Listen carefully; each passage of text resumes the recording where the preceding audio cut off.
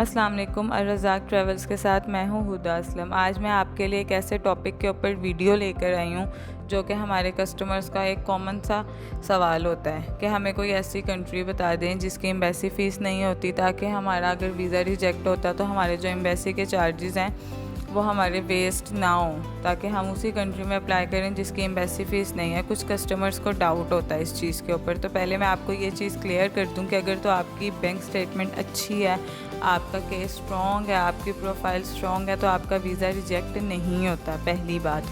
दूसरी बात ये कि बिल्कुल ऐसा पॉसिबल है कि जापान एक ऐसी कंट्री है जिसकी एम्बेसी फ़ीस नहीं होती, ठीक है। उसके जेरिस के चार्जेस होते हैं, वो भी तब से जब से जेरिस जापान का प्रोजेक्ट हैंड ओवर कर दिया गया जेरिस के। तो जेरिस के चार्जेस होते हैं शटल सर्विस, जो कि 2950 पर फाइल पे होते हैं। वो भी तब आपने पे करने होते हैं जिस दिन आपकी अपॉइंटमेंट होती है। अब अपॉइंटमेंट से रिलेटेड जो सवाल आते हैं, अपॉइंटमेंट कब की मिलेगी, अपॉइंटमेंट के बाद हमें करना क्या होगा। देखें, जैसे आपकी अपॉइंटमेंट जिस भी मंथ आप अपना केस करवाते हैं उस मंथ आपकी अपॉइंटमेंट बुक होगी, उसके बाद आपका अपॉइंटमेंट लेटर आ जाएगा, ठीक है। अपॉइंटमेंट लेटर के बाद आपने अपनी पूरी फ़ाइल तैयार करनी होती है जो कि आपने एम्बेसी में सबमिट करवानी है। फ़ाइल के अंदर क्या क्या चीज़ें आपने तैयार करनी है, आपका एप्लीकेशन फॉर्म होगा, आपका कवर लेटर होगा, आपका ट्रैवल प्लान होगा, आपकी होटल की बुकिंग और आपकी फ़्लाइट रिजर्वेशन होगी। ये 5 चीज़ों से आपकी फ़ाइल जो है वो कंप्लीट होगी।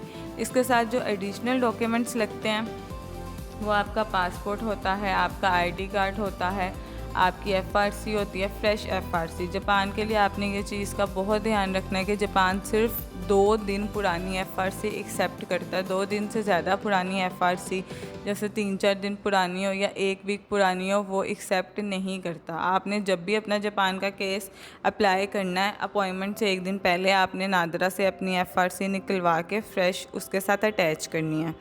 फिर आपकी टैक्स रिटर्न लगती है, आपकी बैंक स्टेटमेंट, आपका अकाउंट मेंटेनेंस लेटर, अगर आप जॉब करते हैं तो जॉब के डॉक्यूमेंट्स, बिज़नेस करते हैं तो बिज़नेस के डॉक्यूमेंट्स, अगर आपके पास प्रॉपर्टी है और वो उसके डॉक्यूमेंट्स आपके पास हैं, आपके नाम पर है प्रॉपर्टी, उसके डॉक्यूमेंट्स इंग्लिश ट्रांसलेशन के अंदर आप साथ लगाएंगे तो आपका केस मज़ीद स्ट्रॉन्ग हो जाएगा। आपका चैम्बर का सर्टिफिकेट अगर है तो बहुत अच्छी बात है, नहीं है तो वो कंपलसरी नहीं होता, ठीक है। उसके बाद बात करते हैं हम इसके प्रोसेसिंग टाइम के हवाले से। बहुत ऐसे कस्टमर्स हैं जो ये कहते हैं कि भाई हम ज़्यादा देर के लिए अपना पासपोर्ट एम्बेसी में सबमिट नहीं करवा सकते, हमें बिज़नेस एमरजेंसी, बिज़नेस मीटिंग के लिए एमरजेंसी में जाना पड़ता है, हमारी फैमिली में कोई एमरजेंसी हो जाए, हम 1.5-2 महीने के लिए अपना पासपोर्ट एम्बेसी में सबमिट नहीं करवा सकते। तो जापान इस हवाले से बहुत अच्छा है। उसकी बहुत अच्छी बात यह है कि वो 10 से 15 दिन में आपको वीज़ा दे देता है। वो ज़्यादा देर के लिए आपका पासपोर्ट अपने पास सबमिट करता ही नहीं है, वो 10 से 15 दिन में आपको वीज़ा दे देता है, ठीक है। तो वो कस्टमर्स जिनको प्रोसेसिंग टाइम के हवाले से मसला आता है, जिनको एम्बेसी फ़ीस के हवाले से मसला आता है, उनके लिए बेस्ट ऑप्शन है जापान।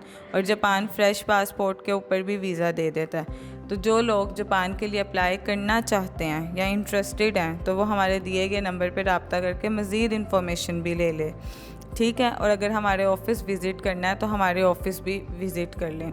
अब बात करते हैं इसके पासपोर्ट और वर्थ के बारे में कि जापान का जो वर्थ है वो पासपोर्ट के ऊपर क्या होती है, इसके लिए आगे फ्यूचर में कोई अपॉर्चुनिटीज़ होती हैं या नहीं होती। तो जापान की पासपोर्ट के ऊपर वर्थ बहुत ज़्यादा होती है। जापान का जो वीज़ा होता है वो बहुत टफ़ वीज़ा कंसिडर किया जाता है।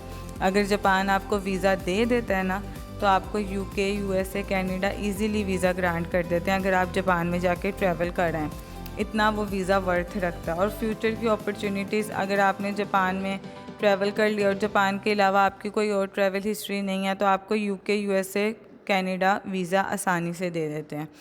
तो अगर आप लोगों में से कोई भी इंटरेस्टेड है और अभी जापान के वीज़ाज़ ओपन है, ठीक है, हर कंट्री का एक टाइम आता है जब वो अपने वीज़ाज़ ओपन कर देता है, ठीक है।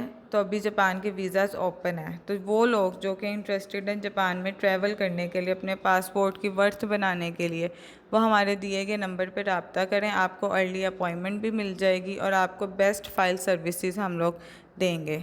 Thank you.